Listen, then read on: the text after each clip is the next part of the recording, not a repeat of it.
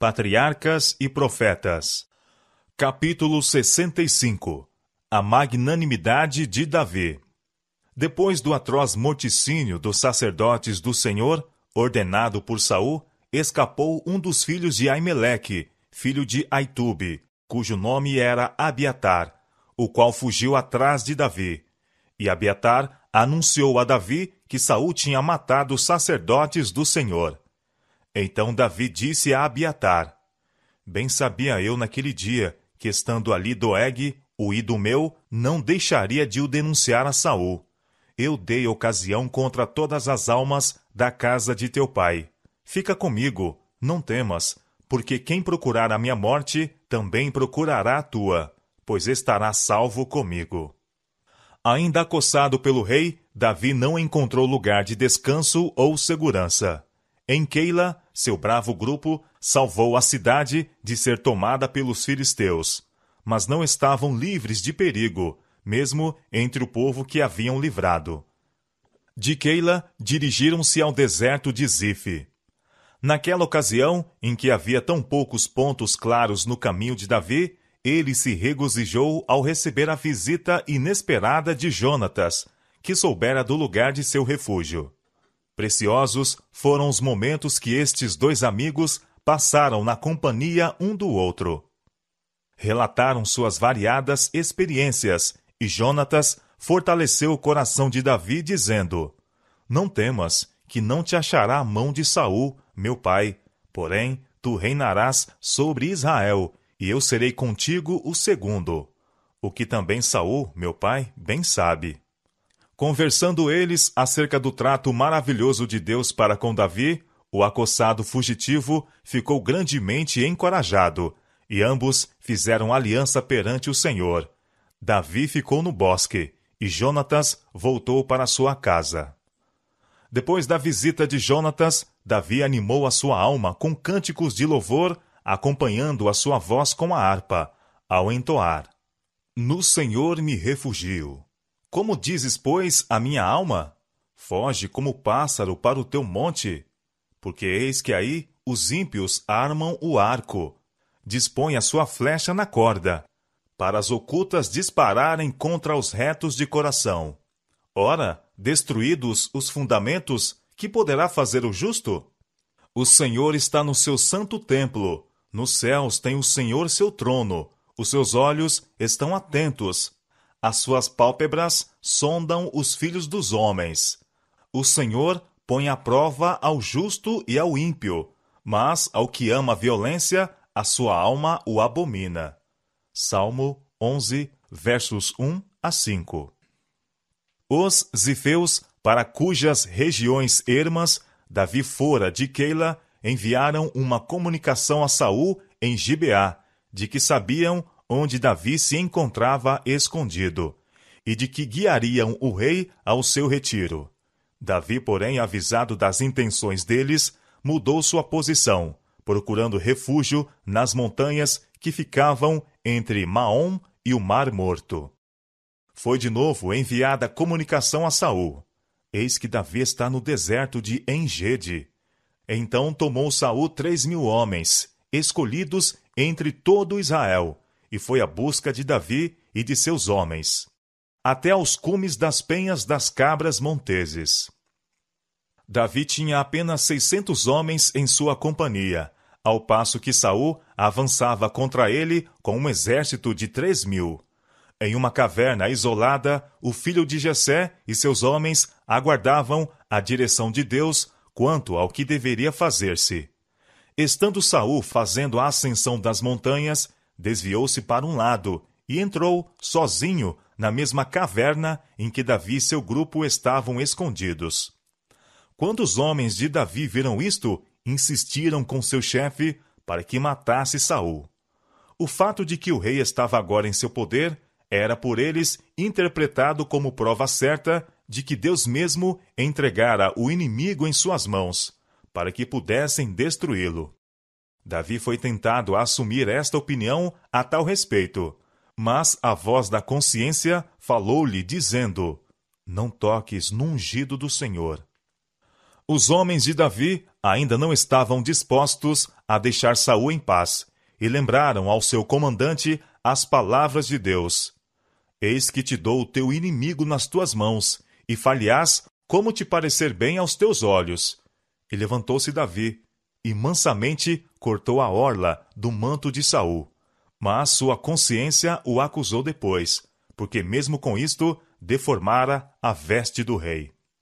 Saul levantou-se e saiu da caverna para continuar com suas pesquisas, quando uma voz atingiu seus ouvidos surpresos, dizendo: Rei, meu senhor!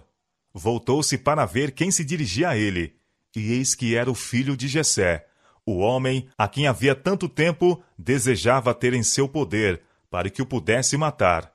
Davi inclinou-se ante o rei, reconhecendo-o como seu senhor. Então se dirigiu a Saul nestes termos: Por que dás tu ouvidos às palavras dos homens que dizem: Eis que Davi procura o teu mal? Eis que este dia os teus olhos viram que o Senhor hoje te pôs em minhas mãos nesta caverna. E alguns disseram que te matasse. Porém a minha mão te poupou, porque disse: Não estenderei a minha mão contra o meu Senhor, pois é ungido do Senhor. Olha, pois, meu pai, vê aqui a orla do teu manto na minha mão, porque cortando-te eu a orla do manto, te não matei. Adverte, pois, e vê que não há na minha mão nem mal, nem prevaricação nenhuma, e não pequei contra ti, porém tu andas à caça da minha vida para matirares. Quando Saul ouviu as palavras de Davi, ficou humilhado, e não pôde senão admitir a veracidade das mesmas. Seus sentimentos foram profundamente abalados, ao compenetrar-se de quão completamente estivera em poder do homem cuja vida procurava. Davi estava em pé diante dele, cônscio de sua inocência. Com um espírito abrandado, Saul exclamou: É esta a tua voz, meu filho Davi? Então Saul alçou a voz e chorou. Declarou agora a Davi: Mais justo és do que eu, pois tu me recompensaste com bem, e eu te recompensei com mal. Porque quem há que, encontrando seu inimigo, o deixaria ir por bom caminho? O Senhor, pois, te pague com bem, pelo que hoje me fizeste. Agora, pois, eis que bem sei que certamente hás de reinar, e que o reino de Israel há de ser firme na tua mão. E Davi fez um concerto com Saul, para que quando isto tivesse lugar, ele considerasse favoravelmente a casa de Saul e não suprimisse o seu nome. Sabedor que era da conduta passada de Saul, Davi não podia depositar confiança nas afirmações do rei, tampouco esperar que sua condição penitente demorasse muito. Assim, voltando Saul para sua casa, permaneceu Davi nas fortalezas das montanhas. A inimizade que é alimentada para com os servos de Deus, por aqueles que se renderam ao poder de Satanás, modifica-se, por vezes, em um sentimento de reconciliação e favor. Mas a mudança nem sempre se mostra duradoura. Depois que homens mal intencionados se empenharam em fazer e dizer coisas ruins contra os servos do Senhor, a convicção de que estiveram em erro apodera-se algumas vezes profundamente de seu espírito.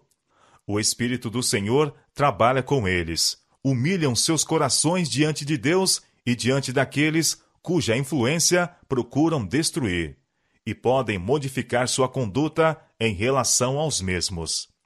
Mas, abrindo novamente a porta às sugestões do maligno, revivem as velhas dúvidas, desperta-se a velha inimizade, e eles voltam a empenhar-se na mesma obra de que se arrependeram e que por algum tempo abandonaram. Novamente falam mal, acusando e condenando da maneira mais acrimoniosa os mesmos a quem fizeram a mais humilde confissão. Satanás pode usar tais almas com muito mais poder, depois que tal conduta haja sido seguida, do que o poderia antes, pois que pecaram contra uma luz maior.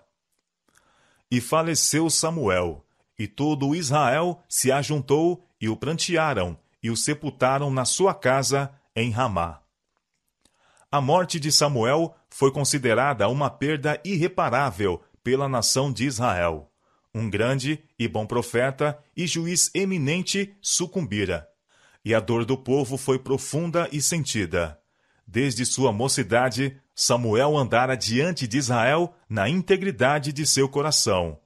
Embora Saul tivesse sido o rei reconhecido, Samuel exercera uma influência mais poderosa do que ele, porque o registro de sua vida era de fidelidade, obediência e devoção. Lemos que ele julgou Israel todos os dias de sua vida. Contrastando o povo a conduta de Saul com a de Samuel, viam o erro que haviam cometido, desejando um rei para que não fossem diferentes das nações em redor deles. Muitos olhavam alarmados para as condições da sociedade em que rapidamente se estendiam o fermento da irreligião e da impiedade. O exemplo de seu governante errante estava exercendo uma dilatada influência, e bem poderia lamentar Israel que Samuel, o profeta do Senhor, fosse morto. A nação havia perdido o fundador e diretor de suas escolas sagradas. Mas isso não era tudo. Tinha perdido aquele a quem o povo se acostumava a ir com suas grandes dificuldades. Perdido aquele que constantemente intercedera junto a Deus em prol dos maiores interesses de seu povo. A intercessão de Samuel proporcionara um sentimento de segurança, pois a oração feita por um justo pode muito em seus efeitos. São Tiago, capítulo 5, verso 16. O povo sentia agora que Deus os estava abandonando. O rei parecia ser pouco menos que um louco. A justiça estava pervertida e a ordem mudada em confusão. Foi quando a nação era torturada por conflito interno, quando o conselho calmo e inspirado no temor de Deus, dado por Samuel, se mostrava mais necessário, foi então que Deus deu repouso ao seu idoso servo. Amargas foram as reflexões do povo, ao olharem para o seu silencioso lugar de descanso, e lembrarem-se de sua loucura, rejeitando-o como seu governador, pois que ele tivera tão íntima ligação com o céu, que parecia ligar todo Israel ao trono de Jeová. Fora Samuel que os ensinara a amar e a obedecer a Deus, mas, agora que ele estava morto, o povo sentia achar-se abandonado, à mercê de um rei que se unira a Satanás e que de Deus e do céu divorciaria o povo. Davi não pôde estar presente no sepultamento de Samuel, mas chorou tão sentida eternamente como um filho fiel o poderia fazer por um pai dedicado. Sabia que a morte de Samuel rompera um outro laço que restringia as ações de Saul, e sentiu-se menos livre de perigo do que quando o profeta vivia. Enquanto a atenção de Saul estava ocupada em lamentação pela morte de Samuel, Davi aproveitou o ensejo para procurar um lugar de maior segurança. Assim fugiu para o deserto de Parã. Foi ali que compôs os Salmos 120 e 121. Naquelas desoladas regiões incultas, compenetrado de que o profeta era morto e que o rei era seu inimigo, cantou: O meu socorro vem do Senhor, que fez o céu e a terra. Não deixará de vacilar o teu pé. Aquele que te guarda não tosquenejará. Eis que não tosquenejará, nem dormirá, o guarda de Israel. O Senhor te guardará de todo mal. Ele guardará a tua alma. O Senhor guardará a tua entrada e a tua saída, desde agora e para sempre. Salmo 121, versos 2 a 8. Enquanto Davi e seus homens se encontravam no deserto de Parã, protegeram, contra as depredações dos saqueadores, os rebanhos e gado de um homem rico chamado Nabal, que tinha vastas posses naquela região. Nabal era descendente de Calebe, mas seu caráter era intratável e mesquinho. Era o tempo da tosquia das ovelhas, a ocasião da hospitalidade. Davi e seus homens estavam em grande necessidade de provisões, e de acordo com o costume daqueles tempos, o filho de Jessé enviou 10 moços a Nabal, ordenando-lhes que o saudassem em nome de seu senhor. e acrescentou: assim direis àquele próspero: paz tenhas, e que a tua casa tenha paz, e tudo o que tens tenha paz. Agora, pois, tenho ouvido que tens tosqueadores. Ora, os pastores que tens estiveram conosco. Agravo nenhum lhes fizemos, nem coisa alguma lhes faltou todos os dias que estiveram no Carmelo. Pergunta-o aos teus mancebos, e eles te dirão. Estes mancebos, pois, achem graça aos teus olhos, porque viemos em bom dia. Dá, pois, a teus servos e a Davi, teu filho, o que achares à mão. Davi e seus homens tinham sido como uma muralha protetora aos pastores e rebanhos de Nabal. E agora pedia-se àquele homem rico que fornecesse de sua abundância algum recurso à necessidade daqueles que lhe haviam prestado tão valioso serviço. Davi e seus homens poderiam ter se servido dos rebanhos e gado, mas não fizeram. Portaram-se honestamente. Sua bondade, entretanto, nada valera junto a Nabal. A resposta que este enviou a Davi indicava o seu caráter. Quem é Davi? E quem é o filho de Jessé? Muitos servos há hoje, e cada um foge a seu senhor. Tomaria eu, pois, o meu pão e a minha água e a carne das minhas reses que degolei para os meus tosqueadores, e eu daria a homens que eu não sei de onde vêm? Quando os moços voltaram com as suas mãos vazias e relataram o acontecido a Davi, este ficou cheio de indignação. Ordenou que seus homens se aparelhassem para um encontro, pois que resolvera castigar o homem que lhes negara o que era de seu direito, e que ao dano acrescentara o insulto. Este movimento impetuoso estava mais em harmonia com o caráter de Saul do que com o de Davi. O filho de Jessé, porém, tinha ainda de aprender lições de paciência na escola da aflição. Um dos servos de Nabal foi apressadamente a Abigail, esposa de Nabal, depois que este despedira os moços de Davi e contou-lhe o que tinha acontecido. Eis que Davi enviou mensageiros, disse ele, desde o deserto a saudar o nosso amo, porém ele se lançou a eles. Todavia, aqueles homens têm-nos sido muito bons, e nunca fomos agravados deles, e nada nos faltou em todos os dias que conversamos com eles quando estávamos no campo. De muro em redor de nós nos serviram, assim de dia como de noite. Todos os dias que andamos com eles, apacentando as ovelhas. Olha, pois, agora, e vê o que hás de fazer, porque já de todo determinado está o mal contra o nosso amo e contra toda a sua casa. Sem consultar o esposo ou contar-lhe sua intenção, Abigail fez um amplo suprimento de provisões, que, posto sobre jumentos, enviou adiante sob o cuidado de servos. E ela partiu para encontrar-se com um grupo de Davi. Encontrou-os no encoberto de um monte. Vendo, pois, Abigail a Davi, apressou-se e desceu do jumento. E prostrou-se sobre o seu rosto diante de Davi e inclinou-se à terra. E lançou-se a seus pés e disse: Ah, Senhor meu, minha seja a transgressão. Deixa, pois, falar a tua serva aos teus ouvidos. Abigail dirigiu-se a Davi com tanta reverência como se falasse a um monarca coroado. Nabal tinha escarnecedoramente exclamado: Quem é Davi? Mas Abigail chamara-o Senhor meu. Com amáveis palavras, ela procurou abrandar-lhe os sentimentos irritados e pleiteou com ele em favor de seu esposo.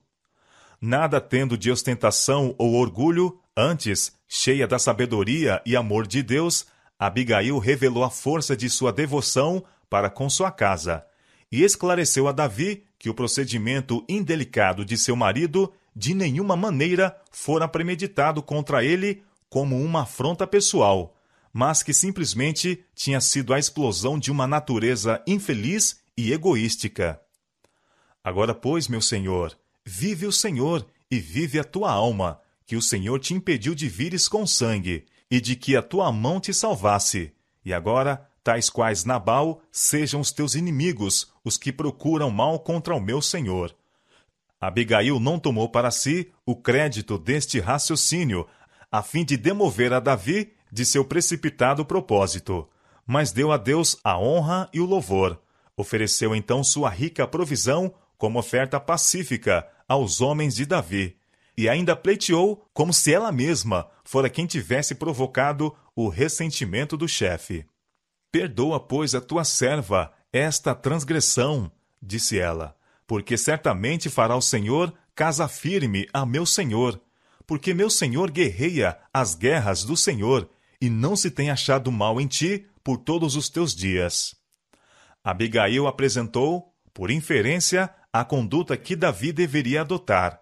Ele faria as guerras do Senhor, não deveria procurar vingança de ofensas pessoais, embora perseguido como um traidor.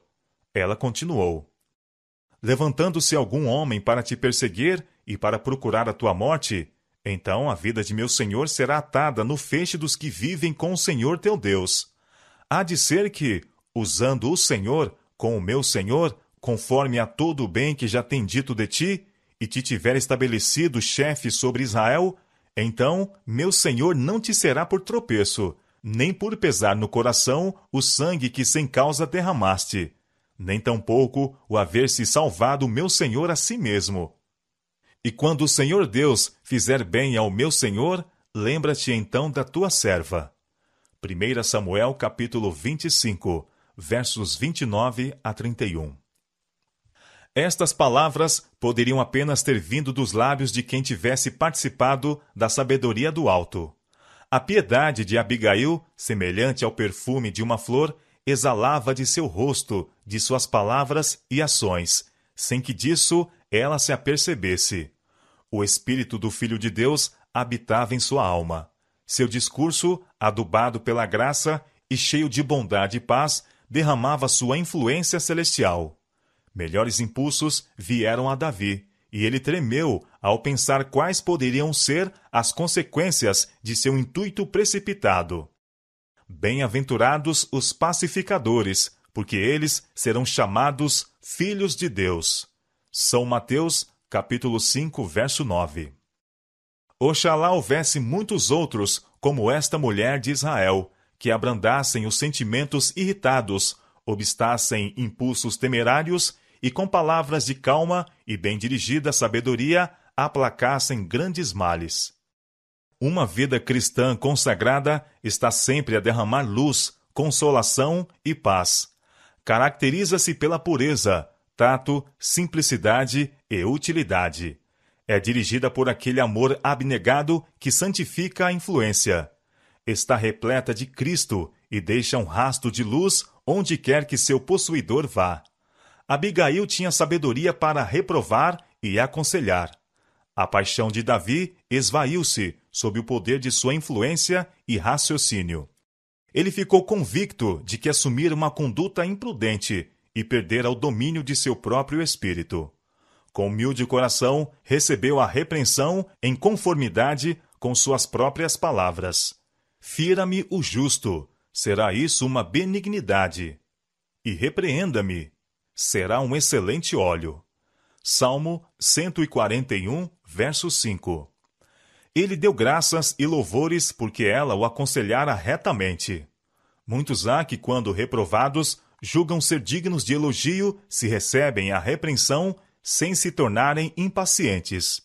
Mas quão poucos recebem a reprovação com coração grato e abençoam aqueles que os procuram salvar de seguirem por um mau caminho.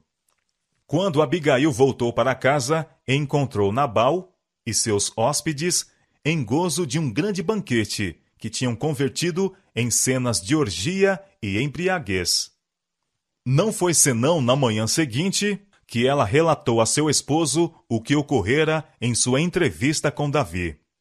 Nabal era de ânimo covarde, e quando se compenetrou de quão perto de uma morte súbita o havia trazido a sua loucura, pareceu-se achar-se atacado de paralisia.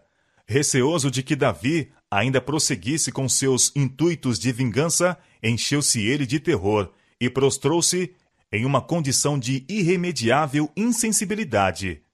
10 dias depois, morreu. A vida que Deus lhe dera tinha sido apenas uma maldição para o mundo. Em meio a seu regozijo e alegria, Deus lhe dissera, como disse ao homem rico da parábola: esta noite te pedirão a tua alma. São Lucas, capítulo 12, verso 20. Davi, mais tarde, desposou Abigail. Já era marido de uma mulher, mas o costume das nações de seu tempo tinha-lhe pervertido o discernimento, influenciando-o em suas ações.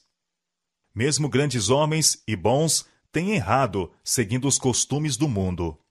O amargo resultado de desposar muitas mulheres foi dolorosamente sentido durante toda a vida de Davi. Depois da morte de Samuel, Davi ficou em paz por alguns meses. Novamente se dirigiu à solidão dos zifeus, mas estes inimigos, esperando conseguir favor do rei, informaram a este do esconderijo de Davi. Tal conhecimento despertou o demônio da paixão que estivera a dormir no peito de Saul. Mais uma vez convocou seus homens de armas e os levou à perseguição de Davi. Espias que lhes eram amigos, porém, levaram ao filho de Jessé a notícia de que Saul, de novo, o estava a perseguir, e com alguns de seus homens, Davi partiu para saber o lugar em que estava seu inimigo. Era noite, quando, avançando cautelosamente, chegaram ao acampamento e viram diante de si as tendas do rei e de seus auxiliares. Não foram notados, pois o arraial estava a dormir em silêncio. Davi chamou seus amigos para irem com ele ao próprio meio de seus adversários. Em resposta à sua pergunta, quem descerá comigo a Saul ao arraial? Respondeu prontamente Abisai: eu descerei contigo. Ocultos pelas densas sombras das colinas, Davi e seu auxiliar entraram no arraial do inimigo. Procurando certificar-se do número exato de seus adversários, chegaram a Saul, adormecido, estando sua lança cravada no solo, e uma bilha de água à sua cabeceira. Ao lado deles estava deitado Abner, chefe do exército, e ao redor deles estavam os soldados, entregues ao sono. Abisai levantou sua lança e disse a Davi: Deus te entregou hoje nas tuas mãos a teu inimigo. Deixa-mo, pois, agora encravar com a lança de uma vez na terra, e não o ferirei segunda vez. Esperou a palavra que lhe desse permissão. Caíram, porém, em seus ouvidos estas palavras cochichadas: nenhum dano lhe faças, porque quem estendeu a sua mão contra o ungido do Senhor e ficou inocente? Vive o Senhor, que o Senhor o ferirá, ou o seu dia chegará em que morra, ou descerá para a batalha e perecerá. O Senhor me guarde de que eu estenda a mão contra o ungido do Senhor. Agora, porém, toma a lança que está à sua cabeceira e a bilha, e vamo-nos.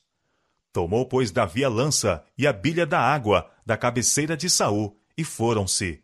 E ninguém houve que o visse, nem que o advertisse, nem que acordasse, porque todos estavam dormindo, pois havia caído sobre eles um profundo sono do Senhor. Quão facilmente o Senhor pode enfraquecer o mais forte, remover a prudência dos prudentes e zombar da perícia do mais atento. Quando Davi se encontrou a uma distância do acampamento que o punha fora de perigo, pôs-se em pé no cimo de uma colina, e clamou com grande voz ao povo, e a Abner, dizendo: Porventura, não és varão?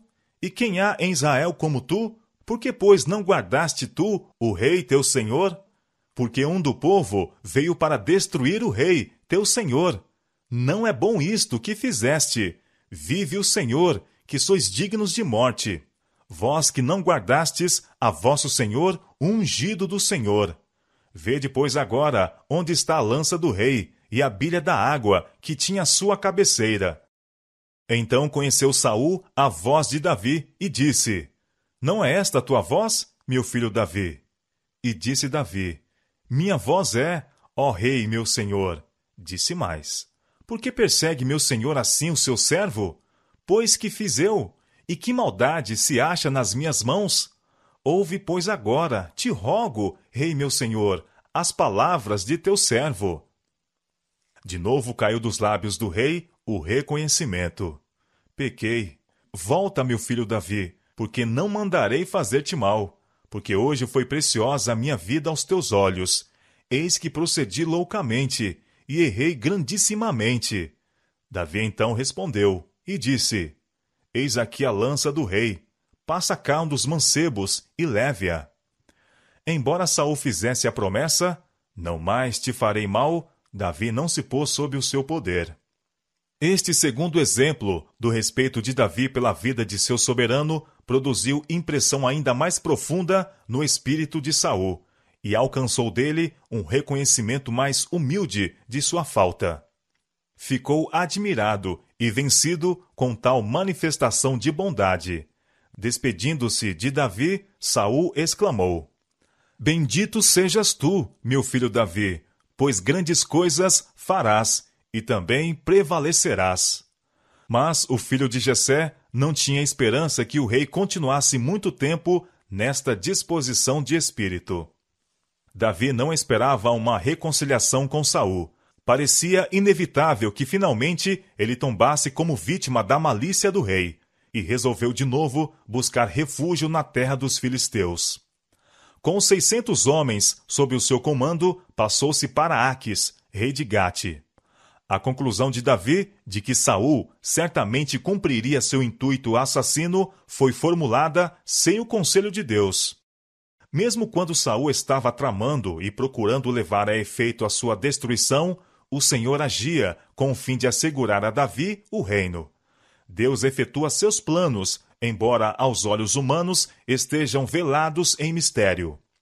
Os homens não podem compreender os caminhos de Deus, e olhando as aparências, interpretam os transes, provações e experiências que Deus permite que venham sobre eles, como coisas que contra eles são, e que apenas farão a sua ruína. Assim Davi olhava para as aparências, e não para as promessas de Deus. Duvidava que algum dia viesse a ocupar o trono. Lhe tinham cansado a fé e exaurido a paciência. O Senhor não mandou Davi à busca de proteção aos filisteus, os piores adversários de Israel. Esta nação, precisamente, estaria entre seus piores inimigos até ao fim, e, no entanto, fugira para eles à procura de auxílio em seu tempo de necessidade. Tendo perdido toda a confiança em Saul e nos que o serviam, lançou-se à mercê dos inimigos de seu povo. Davi era um bravo general e tinha se mostrado guerreiro prudente e bem-sucedido, mas estava a agir diretamente contra seus próprios interesses quando foi aos filisteus. Deus o havia designado para levantar seu estandarte na terra de Judá, e foi a falta de fé que o levou a abandonar seu posto de dever sem ordem da parte do Senhor. Deus foi desonrado pela incredulidade de Davi. Os filisteus tinham temido a Davi mais do que a Saul e seus exércitos, e colocando-se sob a proteção dos filisteus, Davi patenteara-lhes a fraqueza de seu povo. Destarte, ele animou esses implacáveis adversários a oprimirem Israel. Davi tinha sido ungido para ficar na defesa do povo de Deus, e o Senhor não queria que seu servo animasse os ímpios, descobrindo-lhes a fraqueza de seu povo, ou dando uma aparência de indiferença pelo bem-estar do mesmo. Ademais, receberam seus irmãos a impressão de que ele fora aos gentios para servirem aos seus deuses. Por meio deste ato, deu motivo a que fossem mal interpretados os seus intuitos, e muitos foram levados a entreter preconceito contra ele. Davi foi levado a fazer exatamente o que Satanás desejava que ele fizesse, pois, procurando refúgio entre os filisteus, ele proporcionou grande exultação aos inimigos de Deus e de seu povo. Davi não renunciou ao culto de Deus, nem cessou a devoção para com a sua causa, mas sacrificou a confiança nele pela sua segurança pessoal, e assim deslustrou o caráter reto e fiel que Deus requer que seus servos possuam. Davi foi cordialmente recebido pelo rei dos filisteus. O calor desta recepção foi em parte devido ao fato de que o rei o admirava e em parte ao fato de lisonjear a sua vaidade que um hebreu procurasse sua proteção. Davi sentia-se livre de perigo de traição nos domínios de Aquis. Levara sua família, sua casa e suas posses, e o mesmo fizeram seus homens, e segundo toda a aparência, ali chegara ele a fim de fixar-se permanentemente na terra da Filístia. Tudo isto satisfazia a Aquis, que prometeu proteger os israelitas fugitivos. Ao pedido feito por Davi para residir no campo, afastado da cidade real, concedeu o rei gentilmente Ziclag em possessão. Davi compenetrara-se de que seria perigoso para si e seus homens estarem sob a influência de idólatras. Em uma cidade inteiramente separada para si, poderia adorar a Deus com mais liberdade do que se ficasse em Gate, onde os ritos pagãos não poderiam deixar de mostrar-se uma fonte de males e incômodos. Enquanto morava naquela cidade isolada, Davi fez guerra aos Gesuritas, aos Gersitas e aos Amalequitas, e a ninguém deixou vivo para levar a notícia a Gate. Quando voltou da batalha, deu a entender a Aquis que estivera a guerrear contra os de sua própria nação, os homens de Judá.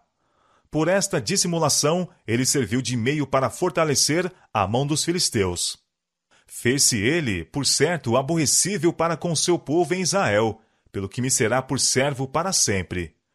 Davi sabia que era a vontade de Deus que essas tribos gentílicas fossem destruídas, e sabia estar ele designado para fazer esta obra, mas não andava no conselho de Deus quando praticou o engano. E sucedeu naqueles dias que, juntando os filisteus os seus exércitos para a peleja, para fazer guerra contra Israel, disse Aquis a Davi: Sabe de certo que comigo sairás ao arraial, tu e teus homens. Davi não tinha intenções de levantar a mão contra seu povo, mas não estava certo quanto ao que haveria de fazer, até que as circunstâncias indicassem seu dever. Respondeu ao rei evasivamente e disse: Assim saberás tu o que fará o teu servo. Aquis compreendeu estas palavras como uma promessa de auxílio na guerra que se aproximava, e comprometeu sua palavra a conferir a Davi grande honra e dar-lhe elevado cargo na corte filisteia. Mas, embora a fé de Davi tivesse vacilado um pouco nas promessas de Deus, ele ainda se lembrou de que Samuel o ungira rei de Israel. Recordou as vitórias que no passado Deus lhe havia dado sobre os seus inimigos. Reviu a grande misericórdia de Deus, guardando-o das mãos de Saul, e resolveu não trair um encargo sagrado. Mesmo que o rei de Israel tivesse procurado tirar-lhe a vida, ele não uniria suas forças com os inimigos de seu povo.